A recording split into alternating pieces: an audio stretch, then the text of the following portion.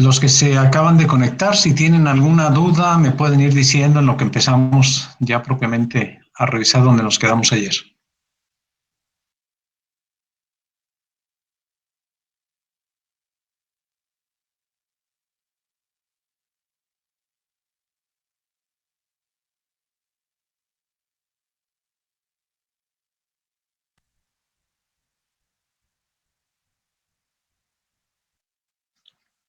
Profe, buenas tardes. Yo tengo una duda.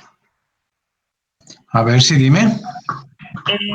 Bueno, no sé si tal vez ya lo dijo o no lo escuché o así, pero mi duda es si el hueco que existe en el nivel 1 y nivel 2 influyen en algo. Sí, sí influyen precisamente en lo que vamos a ver el día de hoy. Sí, no te habías dado cuenta porque todavía no llegamos ahí. Lo que vamos a abordar Ok. ahorita en las primeras diapositivas tiene que ver exactamente con Ajá. los huecos. Ujú. Sí, entonces lo vamos Ok. a ver hasta ahora. Va. Ujú. Bueno, gracias. Sale. De nada. Sí. Ok. Vale, profe. Ok. Bueno, yo creo que ya podemos empezar. Ya pasaron 7 minutos. Entonces vamos a dar inicio. Déjenme entonces poner la pantalla donde nos quedamos el día de ayer y de una vez empezamos. Vamos a ver. Ok. Bueno, ayer nos quedamos hasta aquí, donde estábamos evaluando con el método estático y la fuerza que se habían obtenido con el método dinámico. Y decíamos que pues, se comparaba el 70% del estático con el dinámico para saber si cuál de las dos asumíamos como la que se quedaba, y siempre pues se toma la mayor de ellas. En este caso, la mayor de ellas fue la que correspondió al método dinámico. Bueno, lo que sigue ahora, todo lo que sigue tiene que ver con la torsión.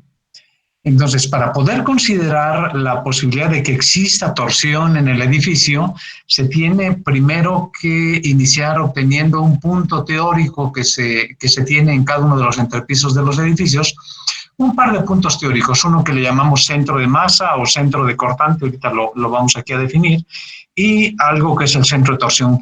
¿Cuál es, vamos en términos prácticos, aunque es un punto imaginario en las losas de los edificios, pero ese punto imaginario son precisamente el punto teórico donde en cada nivel pasa la fuerza cortante que está actuando del temblor por origen del movimiento del terreno, y el otro punto que es el centro de torsión es el punto teórico alrededor del cual gira el edificio cada vez que le aplican la fuerza cortante. Entonces, la fuerza lateral que tiene aplicado el edificio pasa a través del centro de cortante, que depende de este primero que vamos a ver ahorita, del centro de masa, y el edificio cada vez que le aplican la carga que pasa a través del centro del cortante, tiende a girar alrededor de como si lo sujetaran en ese punto particularmente que le llamamos centro de torsión. Bueno, empecemos definiendo el centro de masa. El centro de masa no es otra cosa más que la resultante en cada uno de los entrepisos del edificio, la resultante de las masas que están actuando gravitacionalmente en la estructura. Es decir, a lo que se refiere el centro de masa es el poder definir cuál es la resultante en cada uno de los niveles del edificio, de la estructura, la posición resultante de la carga gravitacional. Por eso se calcula con las expresiones que están marcadas aquí. Esta que es la posición en X del centro de masa. Ups, ya lo moví un segundito. Esta debe estar acá. Este que debe ser la posición en X del centro de masa, y este otro que es la posición Y del centro de masa. ¿De qué depende? Pues de la carga, esta carga P que está indicada aquí, se refiere a la carga P que tiene cada una de las columnas como descarga gravitacional. Ahora, eso implicaría entonces que antes de poder calcular el centro de masa tendríamos que hacer un análisis estructural del edificio para ver qué carga axial tiene cada columna en cada uno de los entrepisos del edificio. Sin embargo, si tenemos una planta tal que no hay ninguna concentración de carga en particular, ¿a qué se refiere esto? Pues que todo el entrepiso se utilice para lo mismo. Si el edificio se utiliza todo el piso para fines de hospital, por ejemplo, todo el entrepiso, pues entonces la carga es uniformemente repartida con la carga viva que marca el reglamento para este tipo de uso. Si todo el entrepiso que estamos analizando se utiliza para oficinas, pues entonces la carga viva asociada a oficinas es la misma en todo el entrepiso. Y la carga muerta pues está distribuida uniformemente, a menos que de pronto digan ustedes la losa, aquí en un lugar de este entrepiso tiene 10 centímetros, pero allá en otro lugar de este mismo entrepiso la losa en lugar de 10 tiene 15. Entonces ahí sí tendrían diferentes cargas aplicadas en las diferentes zonas de ese entrepiso. Pero el caso general que se presenta es que la carga muerta y viva de cada entrepiso, aunque no sea la misma carga muerta y viva de un entrepiso a otro, hablando solamente de un solo entrepiso, la carga muerta y viva está uniformemente repartida en el piso. En ese caso, ya no tenemos ni siquiera que aplicar las expresiones que están marcadas aquí, porque cuando la carga muerta y viva está uniformemente distribuida en las losas, sucede que el centro de masa coincide totalmente con esto que es el centroide geométrico del entrepiso. Y el centroide geométrico, pues es el centroide, el centro de gravedad de esa área que tiene el piso. De forma que en este caso y en el trabajo que están elaborando, también estamos asumiendo que la carga muerta y viva, que además es el caso que casi siempre se presenta en todos los edificios, está uniformemente distribuida, por lo tanto el centro de masa coincide con el centro geométrico, o sea, el centroide geométrico de la planta.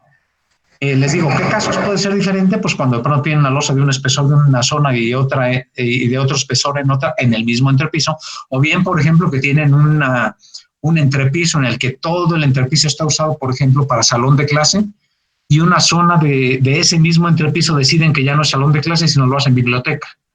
Entonces, la carga, obviamente, la carga asociada al peso de los libros, todo lo que es la biblioteca, va a tener una carga mucho mayor que es el resto de la planta, que son salones, y por lo tanto, pues entonces, en ese caso sí tendríamos que calcular qué descarga tiene cada columna para calcular el centro de masa de acuerdo con estas expresiones que están marcadas aquí.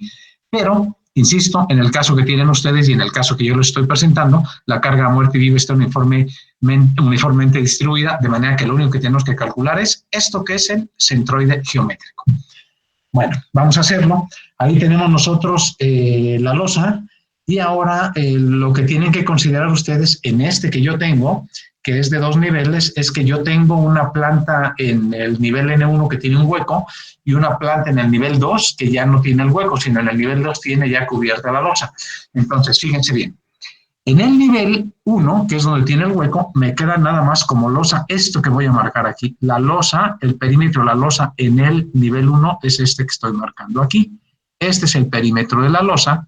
Y entonces, lo único que tienen que ustedes sacar es el centroide de esa área que tiene forma ahí como de L, y sacar ese centroide, pues ¿cómo? Pues como saben ustedes, dividiendo esto en áreas más pequeñas, de área ponen un par de ejes de referencia y sacan área por distancia de cada una de las zonas en que descomponen esas figuras y sacan su centroide. Es el centroide de esa área que está ahí marcada, y el centroide de esa área es este que está aquí. En el nivel 1 es este, y este otro, su centroide en X y en Y.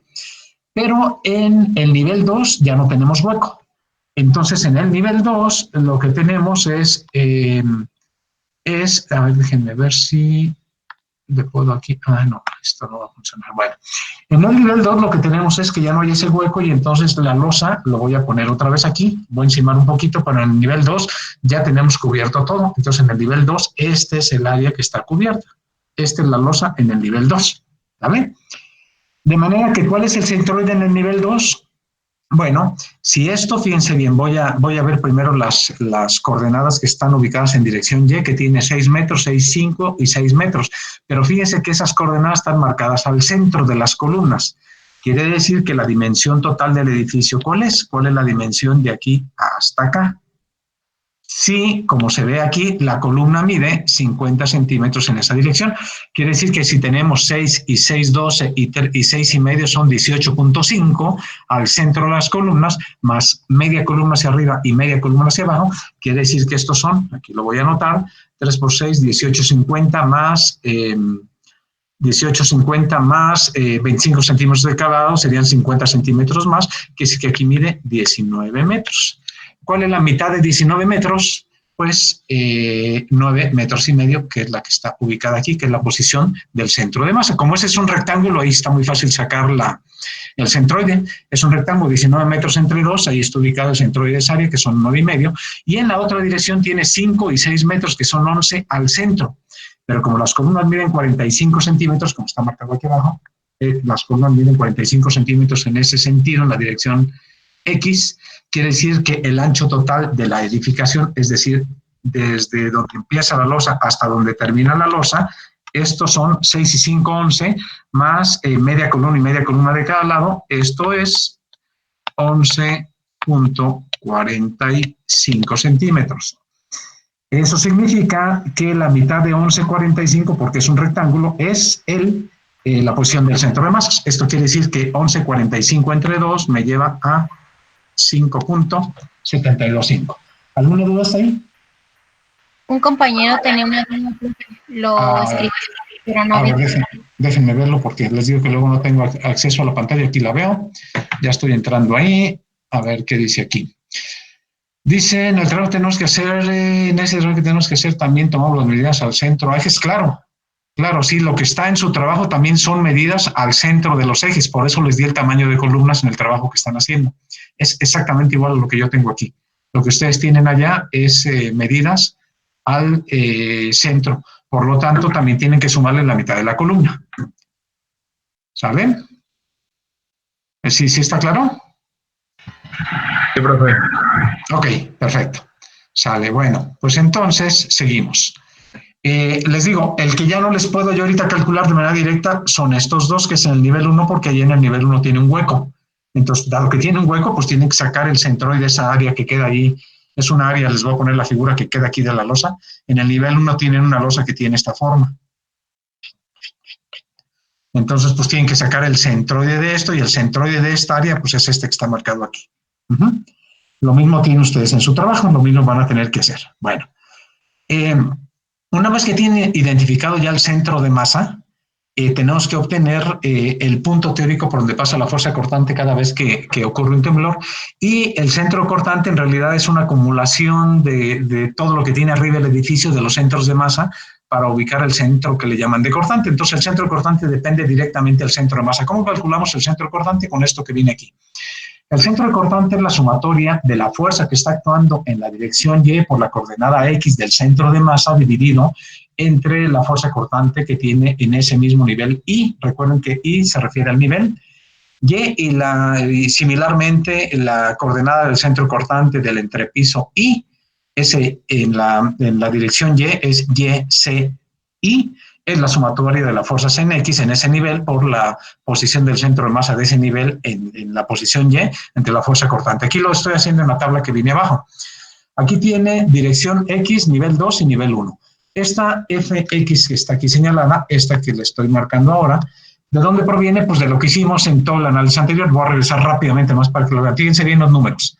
Aquí es 61, 69, nivel 2 y nivel 1, 29, 77. ¿De dónde viene eso? Pues precisamente lo que tenemos acá. En dirección, a ver dónde estábamos aquí. No. Acá. Ya fui muy atrás, perdón, no es adelante. Más adelante. Esos modales.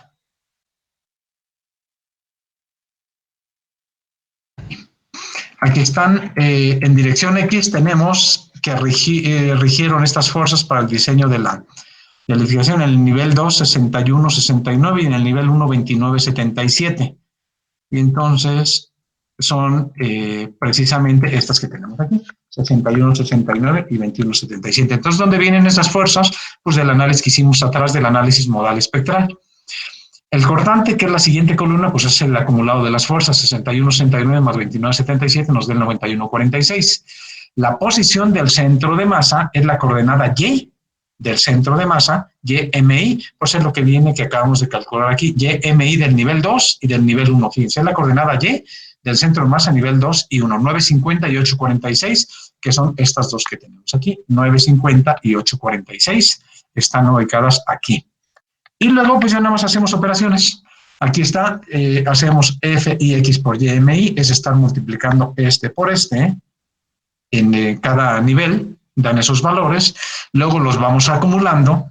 El primero, pues como no hay nada, ningún piso arriba, este va siendo el primero, es 586, que era igual en el último nivel porque no hay pisos arriba, y luego vamos acumulando hacia abajo, 586 más 251, 837, y finalmente la coordenada Y del centro de masa, esta que tenemos aquí está calculada, y es la suma de F y XY, que sería 586,06 por YMI, que sería por 9.5, entre el cortante, que es 61,69, y nos lleva a 9.5.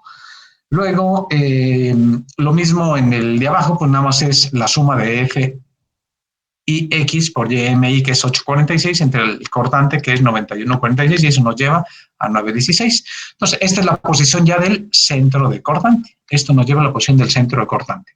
Que si ven ustedes, difiere un poquito del centro masa. En el nivel 2 quedó en el mismo lugar, 950 con 950, es decir, el centro de masa y el centro de cortante quedaron igual. ¿Por qué? Porque en el nivel 2 no tiene ningún hueco. Pero en el nivel 1, dado que tiene un hueco, el centro de masa y el centro de cortante se mueven. Y a la pregunta que me hicieron ahorita al inicio de qué importancia tenían los huecos, pues ya lo están viendo aquí. El hueco tiene que ver para calcular los centros de masa y influyen también para, finalmente, al modificar el centro de masa, modifica el centro de cortante. Bueno, esto mismo hacemos, esto fue en la dirección X, exactamente lo mismo lo hacemos en la dirección Y. Así que no lo repito porque esto es exactamente lo mismo, nada más que en la dirección Y. Luego tenemos esos centros de cortante, que finalmente ya está la posición del centro de cortante, aquí están sus coordenadas X, y en la diapositiva anterior están las coordenadas Y del centro de cortante en el nivel 2 y en el nivel 1. Ahí están. También aquí la posición X ahora del centro de cortante en el nivel 2 y en el nivel 1. Ese es el punto teórico, conocida su coordenada X y Y del centro cortante. Bueno, hay que recordar que los ejes de referencia están puestos aquí abajo. Fíjense dónde está puesto el eje X de referencia, está puesto aquí, y el eje Y de referencia está puesto acá. Es decir, está a la orilla de las columnas. Ustedes, como cuando calculan cualquier centroide, los ejes de referencia los pueden poner donde ustedes quieran. Yo elegí ponerlos en el perímetro exterior del edificio, pero los pueden poner donde sea, nada más que déjenos ahí y consérvenos para todo lo que sigue. Si los ponen donde yo los puse, pues está bien. Si se les ocurre otra posición, también está bien. Nada más que no se muevan.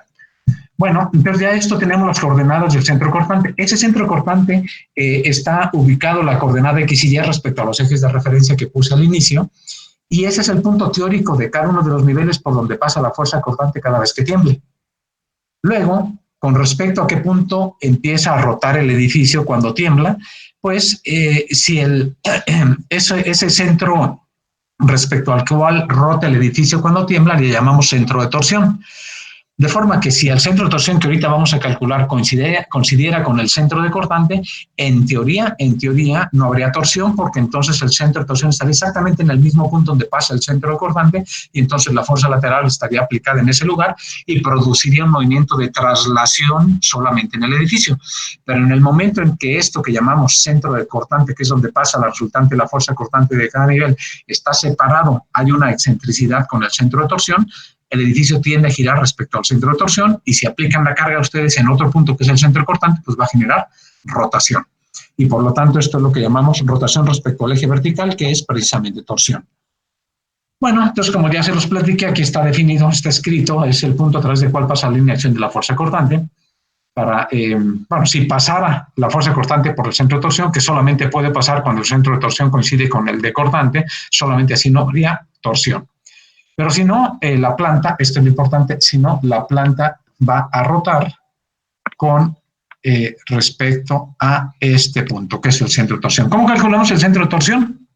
Así como el centro de masa es una resultante de la carga gravitacional, el centro de torsión también es una resultante, pero de los elementos resistentes, los elementos que dan rigidez y que soportan al edificio.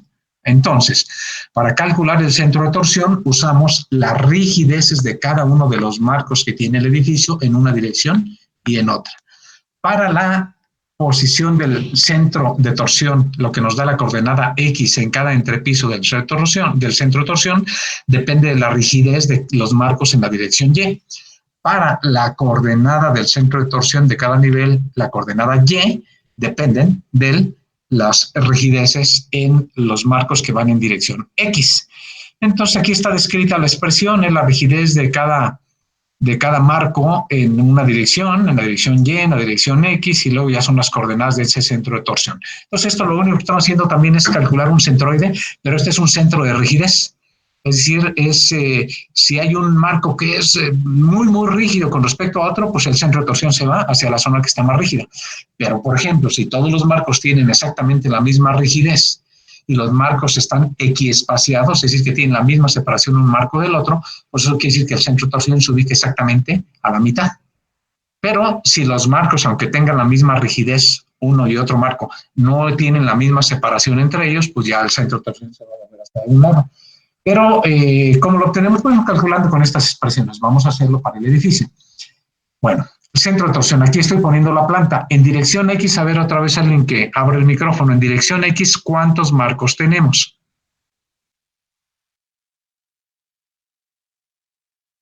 4. Alguien que... 4. Tenemos, los marcos están ubicados en el eje A, B, C y D. Esta información que estoy poniendo ya en esta figura viene desde la primera, segunda diapositiva que viene de esta presentación que ya tienen ustedes en PDF. Y aquí lo que estoy marcando son la rigidez que tiene el marco eje A en el nivel 2, el marco eje B en el nivel 2, el marco eje C en el nivel 2 y el marco eje D en el nivel 2. Ahora, adivinen si todos los marcos están a la misma. Primero, a ver, en esa dirección que estoy viendo, que es en la dirección X, hay una separación entre columnas de 6 metros, de 6,5 y de 6 metros. ¿Hay simetría ahí? No. ¿Hay simetría? ¿No? A ver, No. ¿qué Sí, sería? hay simetría porque si se parte o sea, si se parte la planta, la mitad queda exactamente como un espejo. Así. Exactamente. Ah, Si yo pongo un eje, ahorita, fíjense bien, esto no, mis ejes de referencia, fíjense bien dónde están, ¿eh? Están en el extremo. Pero si yo parto el edificio, como lo acaba de decir su compañero aquí, ahí, me quedo bien choco. Pero si yo parto ahí exactamente a la mitad, lo que hay arriba, allá abajo. Por lo tanto, si está simétrico. Entonces, aunque lo voy a calcular numéricamente, ¿dónde está la posición Y del centro de torsión? Si ya vieron aquí que el marco eje A tiene la misma rigidez que el marco eje B, que el C y D, y el edificio está simétrico respecto a ese eje horizontal, pues quiere decir que necesariamente el centro de torsión va a quedar a la mitad. ¿Cuánto medía que damos el edificio en total en esa dirección? ¿Cuánto mide el edificio total en la dirección esta que tenemos en la dirección Y? ¿Cuánto es la longitud total? 19. 19 entre 2. A la 1. ¿Cuánto? 9.5, pues miren, es ajá, ese que les acabo de marcar. Pero ese, pues se calculó con esto que está aquí, con esta expresión que está aquí. A ver, aquí yo puse la rigidez de cada marco del marco eje A, B, C y D, que ya se lo subrayé. Ahora vamos a ver la distancia que está respecto a mi eje de referencia, a qué distancia Y está cada uno de los marcos. Empecemos con el marco eje A, que es el más alejado. ¿A qué distancia está del eje X? A ver, vamos a ver, el marco eje A que está ahí ubicado al centro tiene 6 metros y 6,5 y 6 son 3 por 6, 18,5. Pero yo no puse mi eje de referencia, les digo que no lo pueden cambiar, desde que se pone allí en el inicio, consérvenlo. Entonces son 6 y 6,5 y 6 son 18,5 hasta el centro del eje D, más la mitad de la columna del eje D, que son 25 centímetros, querría decir que el eje A está a 18,5 más 25 a 18,75. ¿Sí? A ver si les queda claro. Entonces ahí sí se está midiendo desde el punto de la línea de referencia del eje X hasta el eje A, ¿verdad? Sí, porque aquí lo que estamos ubicando es dónde está ubicado el marco. Aquí no estamos ubicando dónde está la losa.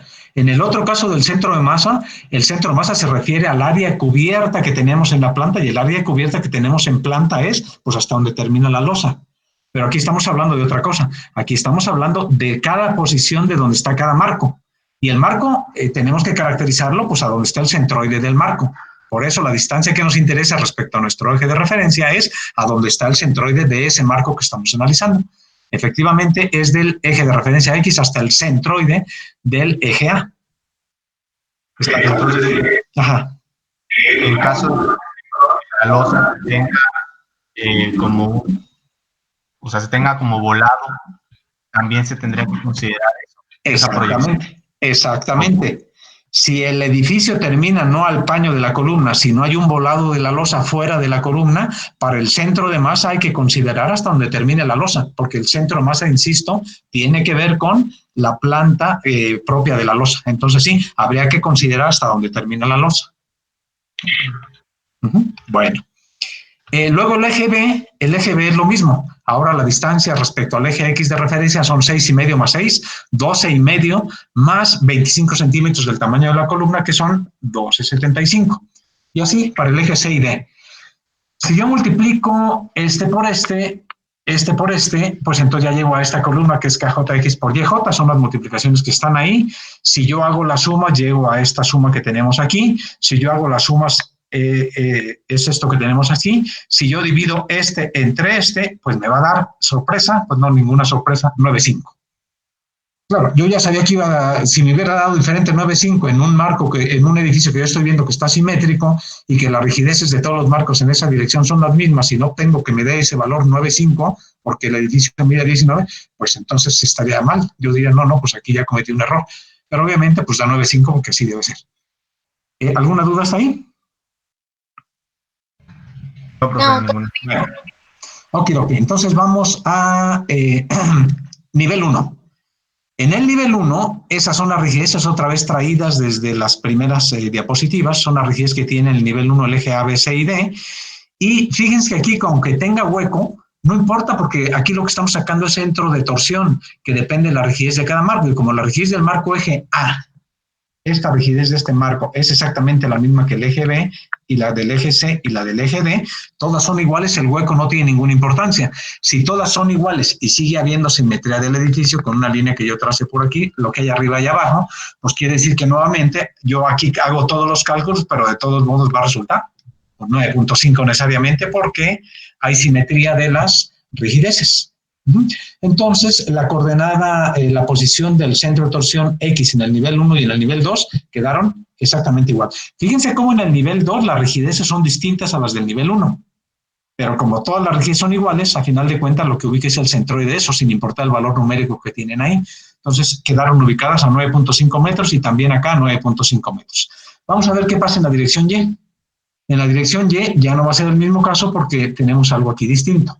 Tenemos 3 marcos en la dirección Y, que es el marco 1, 2 y 3, donde aunque las rigideces son iguales, aunque esta rigidez es igual a esta y es igual a la que sigue, pues aquí la diferencia es que la distancia que hay desde no hay simetría en esa dirección, porque si ven ustedes ahora sí, de un marco del eje 1 al 2 solamente hay 5 metros y del eje 1 al eje y del eje 2 al eje 3 hay 6 metros. Entonces no están equispaciados los dos marcos y por lo tanto, pues ya no va a resultar la posición del centro de torsión en esa dirección X, no va a resultar a la mitad. Pues ¿por qué? Porque sencillamente es lo que les estoy diciendo, no están equispaciados los marcos. Entonces aquí aplicamos la misma expresión que les decía. Aquí tenemos las rigideces del marco multiplicadas por las distancias que está cada marco, de los que están ahí ubicados, se hace la multiplicación aquí y finalmente se aplica esta expresión y llegamos a obtener pues que la posición del centro de torsión del nivel 2 en dirección Y, tiene la coordenada X de 5,56. En el nivel 1, otra vez tenemos esto y pues resulta nuevamente, porque aquí como las rigideces, aunque son distintas, pero tienen el mismo valor, significa que queda exactamente igual también a 5,56. Ahí están las operaciones, pero resulta igual. Bueno, entonces ahora sí podemos ubicar ya como un resumen dónde quedaron los centros de cortante, esto que es el centro de cortante, y dónde quedó el centro de torsión de cada nivel. La coordenada X del centro de... esto se está borrando. La coordenada X del centro de... Perdón, las coordenadas en el nivel 2 del centro cortante es 5,73, 9,50 X y Y. Y en ese mismo nivel de las coordenadas del centro de torsión es 5,56, 9,50. La coordenada X y Y en el nivel 1 es 5,99, 16 del de cortante y 5,56, 9,50 del de torsión. Ya están ubicados ahí. Si los vemos en la planta, están así. Fíjense bien, esto es el nivel 2. Estoy ubicando nada más lo que tiene la tabla anterior en una planta. Aquí ubico que el centro de cortante, este que está aquí, el centro de cortante, tiene coordenadas 5,73 y 9,50, y el centro de torsión, que está a la izquierda, tiene de coordenadas 5,56 y 9,50. Por eso les decía que una vez que elijan los ejes de referencia X y Y, nunca los muevan, porque pues de eso referimos para todo lo que estamos poniendo aquí. Pero si vemos aquí esos dos puntos, verán que están en la misma posición si lo vemos con respecto al eje Y. Los dos en el eje Y tienen 9,50, tanto el de cortante como de torsión. Por lo tanto, la excentricidad calculada, que es la Y de cortante menos la Y de torsión, esto lo estoy marcando aquí, es Y de cortante 9,50 menos Y de torsión 9,50, la excentricidad calculada vale 0. Pero sin embargo, la excentricidad calculada en Y, esta que llamamos en Y, es la posición del centro de cortante en X menos la posición del centro de cortante, el centro, perdón, de torsión. Eso nos lleva a que se tiene el de cortante 5,73 menos el de torsión, que es 5,56, y nos lleva a un valor de 0,17. Es muy importante que calculen ustedes estas excentricidades, como lo estoy marcando aquí, con este orden. No es, fíjense bien, no es el de torsión menos el de cortante. Es el de cortante menos el de torsión, tanto en la Y como en la X. Cortante menos el de torsión. Les digo porque los signos que resulten aquí son relevantes. No pueden usar cualquier signo, porque si no pueden estar obteniendo fuerzas en dirección contraria de como realmente debe ser. Entonces recuerden en esto que siempre es restar la coordenada del de cortante menos el de torsión en ambas direcciones, tanto la Y como la X. Eso fue en el nivel 2. ¿Y qué pasó en el nivel 1? En el nivel 1 están ubicados. ¿Alguien me iba a preguntar algo? Entonces sí pueden quedar pues valores negativos, ¿verdad? Porque siempre se hacen en ese orden. Si hubiera quedado el de torsión del lado derecho, hubiera sido un valor negativo. Exactamente, exactamente. Pueden quedar valor negativos, pero es relevante el signo por lo que sigue más adelante que les voy a enseñar. Por eso es muy importante que lo hagan así, porque si da negativo, tienen que dejarlo negativo, porque el signo importa. Entonces, sí tienes razón. Si queda del otro lado, quedaría negativo, y así deben conservarlo. Bueno, y en el nivel 1 tenemos, bueno, por ejemplo, aquí en el nivel 1 ya nos queda uno negativo. Fíjense, esta es la posición del centro de torsión. Aquí está 5,56, 9,50 y el centro cortante 5,90, 9,16. Ahora sí, si restamos la coordenada Y del centro de cortante menos el centro de torsión, tendríamos la coordenada Y, sería 9,16 menos 9,50. 9,16, que es la coordenada Y del centro cortante, menos 9,50 de torsión, queda menos 0,34 y le dejamos su signo negativo. En dirección X sería la del centro cortante, que es 5,90 menos 5,56, que es la del de cortante y queda positivo 0,34. Entonces nos queda una excentricidad X de menos 0,34 y una excentricidad Y positivo de 0,34. ¿Estamos bien hasta aquí? Sí. Ok. Bueno, aquí ya se empieza a poner lo bueno, porque hasta aquí solamente ubicamos el centro cortante y torsión. Ahora viene cómo calcular los momentos torsionantes. Recuerden ustedes que estos son puntos teóricos que existen en cada nivel de los entrepisos de los edificios, y que el centro de cortante es aquel punto teórico por donde pasa la resultante de la fuerza cortante que está en ese entrepiso, pero el edificio tiende a rotar. Es como si ustedes sujetaran con un alfiler el edificio en donde dice centro de torsión y le aplican una carga en donde dice centro de cortante. Entonces imaginen que sujetan esta planta con un alfiler ahí donde dice CT y le aplican una carga horizontal donde dice CC. ¿Qué va a hacer el edificio? Pues va a rotar respecto a donde le están sujetando con el alfiler. Entonces la única manera que no rotara es que ustedes sujetaran el alfiler exactamente, o sea, que el centro de torsión coincidiera con el de cortante, y entonces si los dos puntos están en el mismo sitio, le ponen el alfiler ahí y le aplican una carga, pues entonces el edificio no rotaría porque estarían aplicando la fuerza cortante exactamente en el mismo lugar que el centro de torsión. Pero esto nunca ocurre, porque aunque ustedes hagan el proyecto de un edificio en que coincidan exactamente uno con otro, el reglamento les pide que consideren aún así la posibilidad de que estén movidos uno respecto al otro, por efecto de que tenemos poco control en muchas cosas que hacen que se mueva el centro de masa o centro de torsión. Basta que ustedes recuerden, por ejemplo, cuando se han ido ustedes, cuando están haciendo el colado de una losa, cuando es una losa maciza, los albañiles determinan el espesor de la losa sencillamente con una varilla que le enrollan un alambre. Y entonces la varilla la van metiendo en el concreto y ven hasta ver si el alambre llega hasta ahí. Entonces dicen, no, pues aquí ya echen el más concreto del otro lado. Ya. Entonces una control del espesor de la losa muy artesanal. No es nada raro que cuando termine el colado y fragúa y todo, y ustedes van físicamente a medir qué espesor quedó, pues si la losa era de los planos estructurales de 10 centímetros, seguramente en algunos lados quedó de 10.5, en otros de 9.4, es decir, queda una variedad en la losa, y por eso cuando ustedes terminan una losa, es muy frecuente que luego tienen que andar poniendo ahí un entortado arriba para nivelar, porque pues la forma en que se controla el espesor de la losa es muy artesanal, y entonces ya se darán cuenta que la carga muerta que yo les dije que está uniformemente repartida, nunca está uniformemente repartida, porque hay cosas que hacen que cambie. Por lo tanto, el centro de masa que en teoría calculamos no necesariamente está ahí. Para considerar todas estas cosas que no tenemos control realmente cuando se construye, el reglamento les pide que aunque el centro de masa y de torsión consideren algo que el reglamento llama excentricidad accidental. Bueno, ahorita lo vamos a ver. Por lo pronto ya ubicamos dónde están los centros de masa y de cortante de cada entrepiso. Bueno, aquí está lo que les estoy comentando. Esto que ven aquí es la excentricidad, lo que se llama ES, es la excentricidad que acabamos de calcular. Pero el reglamento dice, no, con esa excentricidad no calculen la torsión, calcúlenla con la expresión que está señalada aquí, que tienen que considerar estas dos posibilidades, estas dos expresiones les pide el reglamento. Les dice que calculen algo que llama excentricidad 1 como la multiplicación de 1.5, la excentricidad calculada, más menos, puede ser más o menos, 0.1 de B, donde B, como está señalado acá abajo, aquí está lo que es B.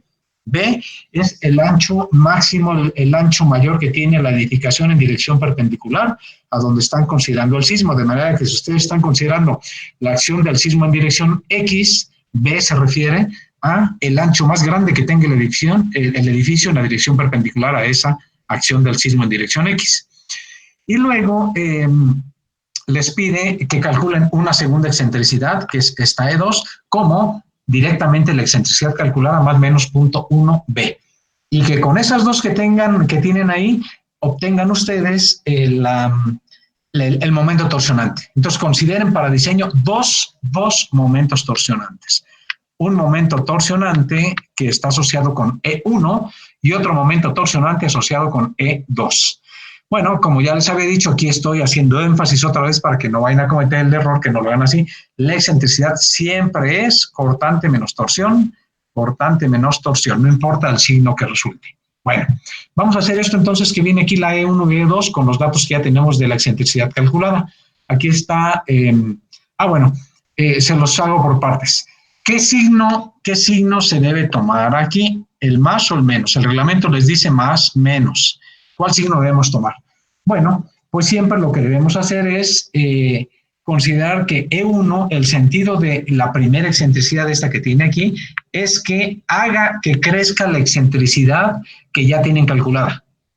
Entonces, el objetivo de E1 es que el punto que tienen como centro de torsión y centro de masa, el objetivo que tienen para decidir qué se toma el signo más o menos, debe ser tal que haga que se separen más el centro de torsión y centro de masa.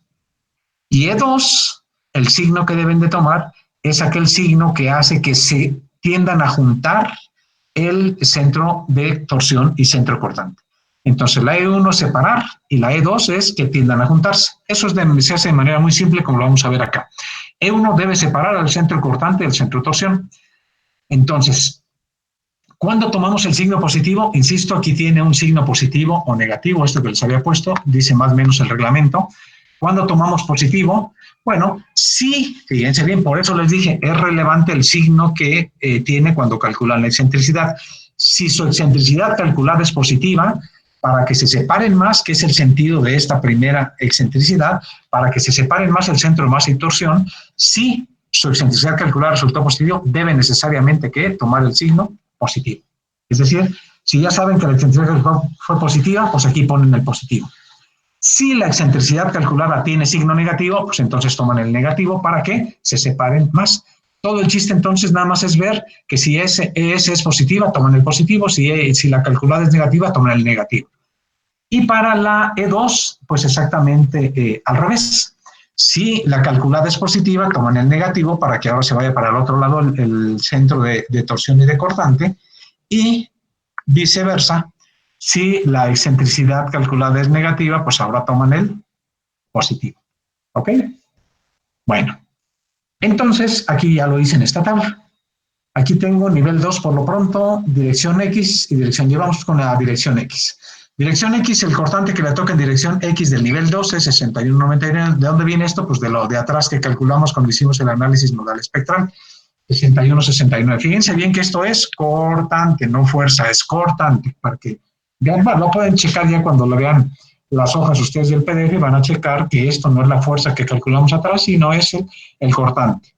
El 61,69. La excentricidad calculada en el nivel 2 en dirección X, si se acuerdan, coincidía la posición del centro de cortante y torsión, por lo tanto, la excentricidad era 0, la calculada. En esta dirección, cuando actúa el sismo en dirección X, ahorita estamos con dirección X, fíjense bien, cuando actúa en dirección X, ¿cuál es el ancho que tiene la edificación? Bueno, voy un tantito para atrás para que lo recuerden. Esta es la dirección X, aquí está la dirección X. ¿Cuál es el ancho? Acuérdense que B, la B minúscula que tiene que ver con las excentricidades, dijimos que es el ancho máximo que tiene el edificio en dirección perpendicular a la acción del sismo. Si vamos aquí en dirección X, ¿cuál es el ancho máximo que tiene el edificio en dirección perpendicular a X? ¿Cuál es la dimensión máxima? La que está en el eje Y. Que sería 19 metros. Ok. Entonces, si ustedes ven aquí, está el ancho B son 19 metros cuando estamos hablando del sismo en dirección X. Y por lo tanto, si vemos las expresiones que acabamos de ver acá atrás, estas dos, la E1 dice 1.5 más o menos 0.19 y la otra es la excentricidad calculada más o menos 0.1 de B. Entonces, la E1 sería esta, porque la excentricidad calculada vale 0, no más que del 0.1 de B, y la excentricidad 2, con el signo para el otro lado, sería menos 1.9. Momento torsionante, ¿qué es? Pues el momento torsionante está aquí, es el cortante multiplicado por la excentricidad. Es decir, 61,69 por 1.9 me lleva a 117,21, 61,69 por menos 1.9 me lleva a menos 117,21, y la excentricidad máxima, el reglamento también, se me olvidó comentarlo, pero por aquí está anotada, la excentricidad máxima que permite el reglamento no permite que sea más grande que 0.2 veces el ancho que tiene la edificación. Si el ancho de B es 19 metros, el 0.2 de 19 es 3.8, entonces esto es lo que como máximo permite el reglamento que pueda tener. Si de pronto se encuentran que ustedes tienen una excentricidad máxima más grande de lo que el reglamento permite, tendrían que modificar la estructura de su edificio para que esto fuera con lo que marca el reglamento, que no sobrepasara esta excentricidad máxima, y entonces tendrían que regresar otra vez a pensar otra estructura diferente. En el nivel 2, ahora en la dirección Y, tenemos este cortante. ¿De dónde viene? Pues de las hojas de atrás. Ahora sí, en dirección Y tenemos una excentricidad en el nivel 2 calculada de 0.17. 0.17 viene de las par de diapositivas anteriores. B, que ahora es en dirección Y, el ancho total del edificio perpendicular a la dirección Y son 11,45. Y entonces ahora sí, este 1.1395 no es otra cosa más que E1 es 1.5. El punto 17 más, porque como el punto 17 es positivo, entonces tomo el signo más aquí, 1.5 por punto 17 más punto 1 de 11,45 me lleva a 1.395. Y en el otro caso, como la otra, si la excentricidad calculada fue positiva, como es punto 17, ahora tomamos signo negativo para la excentricidad 2. Entonces, ¿cómo llegamos al menos punto 978? Ese es igual a la excentricidad calculada que vale punto 17 menos 0.1 de B, que sería 0.1 de 11,45, y llegamos a una excentricidad de menos 0.978. Momento torsionante 1 es el 1.395 por 50,40, que es el cortante, y el momento torsionante 2 es 50,40 por menos 0.978, que nos lleva a menos 49,31. La excentricidad máxima otra vez 0.2 de B, esta, punto 2 de 1145 es 229, y en ningún caso las excentricidades que estamos usando resultaron mayores que eso. La E1 y E2, la más grande de E1 dio 1.90, que es menor de 3.80, y la más grande de E1 y E2 en la dirección Y es de 1.395, y acá nos da 2.29. Esto es para el nivel 2. Para el nivel 1, pues es repetir lo que acabamos de hacer aquí. Bueno, mira, ahí está ya lo que les decía. Bueno, antes de pasar al nivel 1, voy a poner esto físicamente aquí en una planta, y en la planta lo que tenemos es esto, fíjense, que en la dirección del sismo en X, fíjense bien, en la dirección sismo en X, esta que está aquí, el primer renglón, vimos que la excentricidad calculada vale 0. Si vale 0, quiere decir que el centro de cortante y de torsión están con respecto a esa coordenada en el mismo lugar. Entonces, solamente por eso nos queda la E1 y la E2 exactamente el mismo valor, nomás que una positiva y una negativa. Si eso lo pongo en una figura, aquí tenemos que el centro de cortante y de torsión estaban exactamente en el mismo punto. Aquí, a ver si se puede ver, aquí y acá, ahí estaban en el mismo lugar. Sin embargo, el reglamento les dice, aunque estén ahí en el mismo lugar, consideren lo que viene con las expresiones para meter la excentricidad accidental, y eso nos llevó a que movemos el centro de cortante con E1, lo movimos 1.9, ¿cuál 1.9? Pues es este que tenemos aquí, y la E2 lo movió menos 1.9, entonces se mueve 1.9 con la E1, que es este que está aquí, y se mueve menos 1.9 con la que tenemos acá. Y entonces ahora sí tenemos que ver, de acuerdo con el propio reglamento, el considerar la posibilidad de que actúe la fuerza cortante esta del sismo en X en dos posiciones. Una, que sería en la posición de E1, es decir, sobre el centro de cortante que está arriba, que es este que está aquí, y otra posibilidad es que actúe acá abajo, en cualquiera de las dos, y vemos que es más desfavorable para todo el edificio. Bueno. Entonces, la primera opción es que actúe el centro, que actúe la fuerza cortante en donde está la E1. A ver, si actúa la fuerza cortante en ese punto y sujetamos con un alfiler donde está el centro de torsión, el edificio va a girar en sentido manecillas del reloj o en sentido contrario. ¿Con respecto a qué punto, perdón? Fíjense, ¿En dónde se aplica la fuerza? La fuerza, ahí está. Vean dónde está aplicada la fuerza. Está aplicada sobre el centro cortante que está ubicado con la excentricidad 1. Vean, ahí está marcado. Y el edificio gira con respecto al centro de torsión. Sería en sentido de manecillas del reloj. Ok. Si ustedes sujetan en centro de torsión y aplican la fuerza en el centro cortante, pues gira en sentido manecillas del reloj. Quiere decir que así gira el edificio, ¿no? ¿Sí? Sí. Okay. Bueno, fíjense bien. Entonces, fíjense lo interesante de la torsión con respecto al cortante que le toca a cada marco por efecto de la torsión del edificio. Si ustedes ven que el edificio está girando como está marcado ahí, eso es muy similar a que ustedes tuvieran un par de fuerzas aquí esquemáticamente sobre el eje A de izquierda a derecha y sobre el eje D de derecha a izquierda. Así estaría haciendo girar al edificio.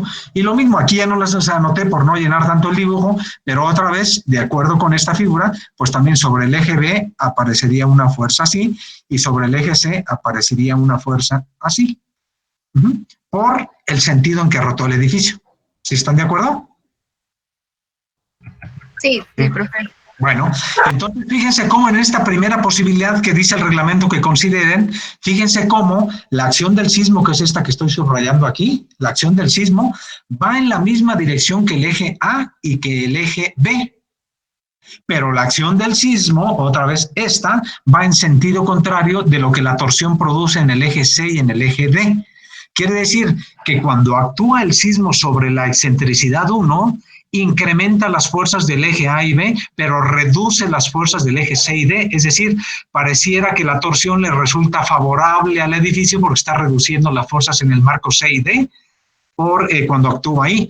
Esa es la razón fundamental por la que el reglamento les pide que consideren dos posibilidades del paso del sismo, por una excentricidad 1 y 2, y tomen para cada marco lo más desfavorable. Porque si yo nada más me quedara con esta posible excentricidad, sucede que para los ejes A y B la torsión incrementa la fuerza que está actuando, esta que otra vez vuelvo a rayar acá, esta, Pero si nomás pasara la carga por ahí, sucede que el eje C y D, yo tendría que restar lo que la torsión está produciendo a lo que produce la acción directa del sismo, lo cual no debe ser. Por lo tanto, esto significa que pues el reglamento le dice, no, esperen un tantito, ahora consideren que también puede actuar sobre la otra excentricidad. Ahora fíjense, ya estoy poniendo la posibilidad de que el sismo en ese nivel 2 pase ahora por cuál centro de cortante, pues por el que está definido en la excentricidad 2. Ahora el edificio giraría en sentido manecillas del reloj o sentido contrario. Contrario. Quiere decir que ahora giraría así. Ahora, si ustedes imaginan, para que el edificio gire así, significa una fuerza cortante en el eje A en esa dirección, en el eje B en esa dirección, en el eje C en esta dirección y en el eje D en esa. Ahora, actuando el sismo sobre ese punto, ahora sí sucede que el eje C y D incrementaría la acción del sismo, que es esta, pero el eje A y B la reduce. Entonces, ya sin ir más lejos, pues se están dando cuenta ustedes, espero viendo esto, que cuando el sismo actúa sobre la excentricidad 1, pues le es más desfavorable al eje A y B, pero para el eje C y D le resulta más desfavorable que el sismo actúe sobre la excentricidad 2. Por eso es la razón que el reglamento les pide que consideren dos posibles excentricidades. ¿Dudas? No, ¿No? Perfecto. Bueno, pues entonces ya lo mismo lo hacemos para la acción del sismo en dirección Y. Hay que considerar, aquí tenemos este que está aquí marcado, es el centro de torsión. A ver si se alcanza a ver esto que estoy moviendo ahí, muy pequeñito, un apuntador. Que estoy dando vueltas. sí, Profe. Ok, bueno, ese es el centro de torsión y aquí está el centro cortante calculado. Este es el centro de cortante calculado, pero el reglamento les dice no muevan el centro de cortante con la excentricidad 1,1 y 2. La excentricidad 1 nos movió y alejó el centro de cortante para acá y lo llevó para acá, y la excentricidad 2 llevó el centro de cortante que estaba originalmente aquí y lo llevó para el otro lado y lo llevó para acá. Tenemos que considerar la acción del sismo tanto aquí como acá. Entonces, si consideramos la acción del sismo en el primero y en el segundo, pues vuelve a hacer este análisis que les hice en las diapositivas anteriores. Bueno, una vez que tenemos la acción de sismo en una y en otra dirección y en ambas excentricidades, pues ya lo ponemos aquí. Aquí está la acción del sismo, estos cortantes de 91,46 y de 76,10. Esto, esto es repetir lo que acabamos de hacer anteriormente. Esta tabla es esta que tenemos acá. Nada más que esto fue para el nivel 2. Otra vez empezamos lo mismito esto, que lo mismito, ahora corresponde, pero ahora para el nivel 1. Eso mismo para el nivel 1. En el nivel 1 tenemos otra vez estas excentricidades calculadas que están aquí, tenemos el ancho perpendicular que está ahí, calculamos E1 y E2 como ya lo vimos ahorita anteriormente, calculamos los momentos torsionantes y finalmente verificamos que no se sobrepasen las excentricidades máximas. Aquí la excentricidad máxima en valor absoluto E1 es de 2,40, pues resulta menor que 3,80, por lo tanto no hay ningún problema. La más grande en la dirección Y es de 1,656, que también es más chica que 2,29, por lo tanto tampoco hay ningún problema. Y con eso terminamos esta parte. Estas calculadas como con los signos que están puestos ahí, ya con lo que habíamos comentado. Si el signo de la excentricidad es negativo, el de la calculada, pues se toma el negativo. Si el signo de la calculada es positivo, pues se toma el positivo, y en la E1 y en la E2 nada más al revés. Bueno, y checamos eso. Aquí está esquemáticamente en el nivel 1 donde queda cada una de las excentricidades, y en el nivel 1 también cada una de las excentricidades en la otra dirección. Y ahora vemos ya cómo calcular la fuerza directamente en los marcos con las momentos torsionantes que acabamos de obtener. Pero como ya es hora, ya nos queda nada más ver cómo se reparte esto y ya lo dejamos para la semana entrante. Miren, como verán, el trabajo no es tan largo. En realidad no es tan largo todo esto que están haciendo. Ustedes lo van haciendo en Excel, ahí rápidamente se puede ir haciendo todo. Y prácticamente a mí me quedan entre 1 y 2 horas de esto que les estoy dando para hacer todo el paso de estas diapositivas, y con eso tienen absolutamente todo ya para realizar ustedes, bueno, ya desde ahorita pueden estar avanzando en su proyecto, pero toda esta presentación la voy a terminar en 1 o 2 horas más. Hasta aquí, ¿alguna duda? No, profe, todo claro. A ver, alguien más. A ver, aquí tengo un chat que dice no. Hernán nos dice que no hay dudas tampoco. ¿Alguien más? ¿Dudas, preguntas de lo que han hecho hasta ahorita? ¿Quién? A ver, ya se me olvidó el nombre porque aquí no estoy en esta computadora. Alguien me preguntó hace un rato en el correo con relación a que ya estaba avanzando en el trabajo y algo está mal porque le están dando unos valores negativos de cosas que no pueden ser negativas. ¿Está por aquí ahorita? Es que no recuerdo su nombre. ¿Sí estás por ahí? Ah, sí, José Ángel, tú. José Ángel, mira, lo que tienes que tener en mente es que yo revisé, vi tus modos y acuérdense, por favor, tienen que darle una leidita a su curso de dinámica estructural, porque así solamente a primer ojo, José Ángel, lo que vi en esa tabla que mandaste de Excel, así nada más de rápido, es lo siguiente. Mira, te voy a poner aquí algo, voy a dibujar aquí esto. Mira. ¿Cómo? A ver, ustedes tienen un sistema de 3 grados de libertad, 1, 2 y 3. Díganme, a ver, José Ángel, tú dime, ¿cómo es el primer modo de vibrar? No se está viendo nada. ¿No se está viendo nada? Ah, pues porque no lo he compartido, ¿será por eso? Un segundito. A ver. A ver. Aquí lo voy a compartir. Quiero... Ay, ¿cuál era? Yo creo que esta.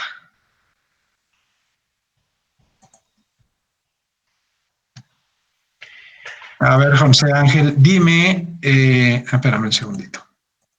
Dime cómo es un primer modo de vibrar de esas 3 masas, que es un sistema de 3 grados de libertad. Tan solo. ¿Para dónde se mueven las masas? ¿No se ve? No, puso la pantalla como de... A ver, va de nuevo, déjame quitar esta y déjame ver si... A ver, ¿no se ve o sí se ve? No. ¿No? Bueno, déjame cerrar y vuelvo a abrir, a lo mejor es que no la... Déjame, vuelvo a abrir y vamos a ver, espérame un segundito. Acá, y vamos a ver acá. Compartir, vamos aquí otra vez. Y vamos aquí, compartir. Y vamos a ver. A ver, dime si ves esto. Voy a dibujar aquí un sistema de 3 grados de libertad. ¿Ahora sí se ve o no? ¿Perdón, se ve o no? Sí. Ah, ok. Bueno, dime tú para dónde se mueven las masas en un primer modo. Se mueven, por ejemplo, para la derecha. Ok. Entonces el primer modo sería este. Aquí todas las 3 masas para allá. Estas son las amplitudes modales de cada modo. A ver, aquí está otra vez. ¿Cómo se mueve este para un segundo modo? Este es un primer modo. ¿Un segundo modo cómo se mueve? Se podría mover la del tercer piso para la derecha, la del segundo para la izquierda y la del tercero para la derecha. Ok, bueno, la voy a dibujar como yo quiero porque así como me la dices me cuesta más trabajo dibujarla y las dibujo mejor para el otro lado. Pero es lo mismo, lo voy a dibujar así. Sí, así y así. Esto es un segundo modo, ¿sale? ¿Y un tercer modo? Pues puede ser como en zigzag. Ándale, zigzag. Ese es el tercer modo. Bueno, fíjate bien. ¿Cómo deberían ser los signos de las amplitudes modales, esto que llamamos A y J? ¿Cómo deben ser las amplitudes modales del primer modo? ¿Las 3 deben ser? Positivas. Positivas. ¿Cómo deberían ser las amplitudes modales en un segundo modo?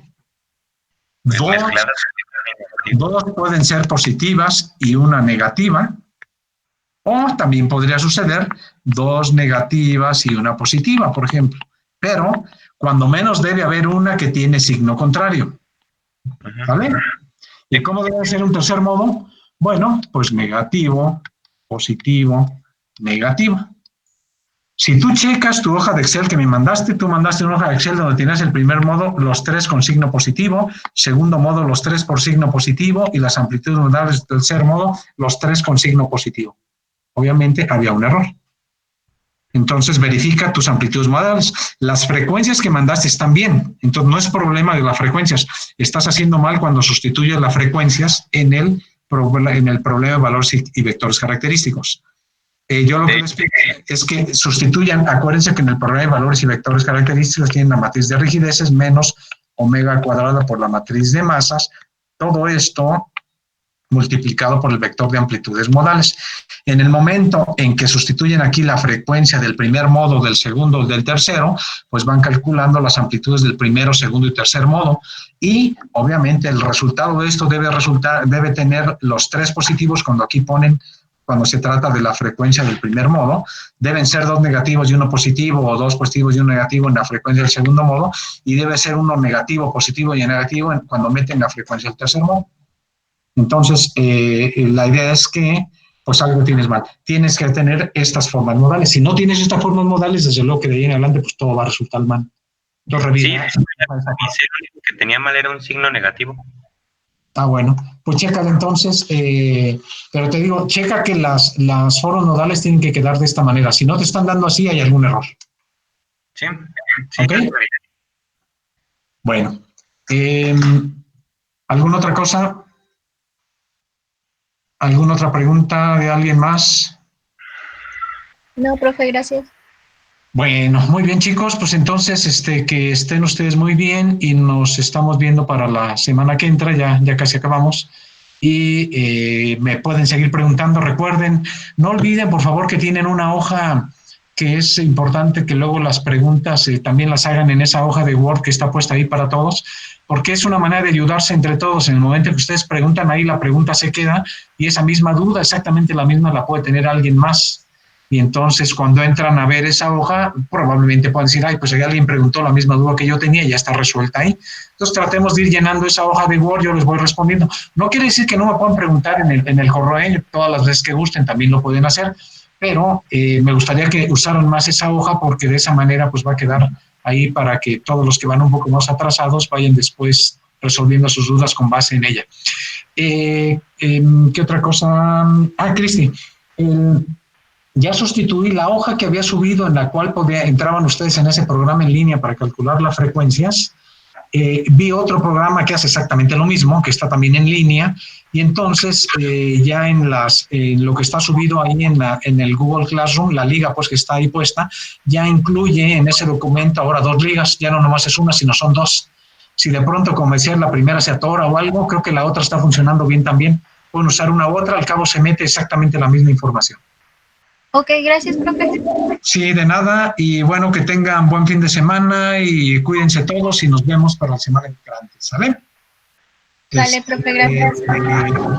Después, pues desde aquí les digo adiós, chao a todos y hasta pronto. Bye, bye. Chao. Adiós, profe, gracias. Adiós a ustedes, hasta luego. Bye. Que esté bien. Igualmente. Bye.